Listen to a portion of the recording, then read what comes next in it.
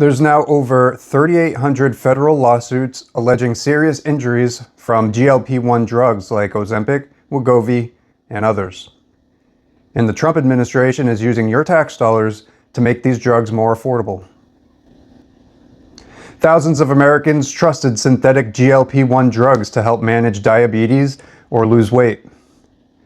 Now those same drugs are at the center of expanding lawsuits alleging severe injuries, including permanent vision loss and debilitating digestive problems. Ozempic and Wegovy are called GLP-1 drugs, but they don't actually contain the natural GLP-1 hormone. They contain semaglutide. Semaglutide is a synthetic molecule that activates the same GLP-1 receptor. Plaintiffs alleged that Novo Nordisk failed to adequately warn patients and doctors about certain serious risks. The company disputes those allegations, and the lawsuits are still working their way through the courts. Patients say they woke up one morning with sudden vision loss, sometimes permanent. Other lawsuits involve severe gastrointestinal injuries, like stomach paralysis. These cases claim symptoms lasted long after stopping the medication. From my perspective, this creates an appearance problem for the government.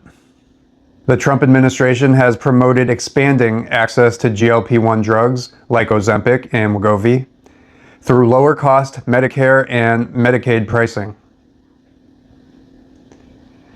The government is using your taxpayer-funded medical programs to cover the cost of expensive drugs. If I were sitting on the jury, I'd ask whether the patient's bodily autonomy was fully respected. And if a company doesn't adequately warn patients and doctors about material risks, the company could face significant civil liability. However, if a jury found that Novo Nordisk did provide adequate warnings to physicians, and the physicians failed to adequately inform the patient, then the doctor or healthcare provider could be the primary target of a medical malpractice claim, rather than the manufacturer. I want to hear from you.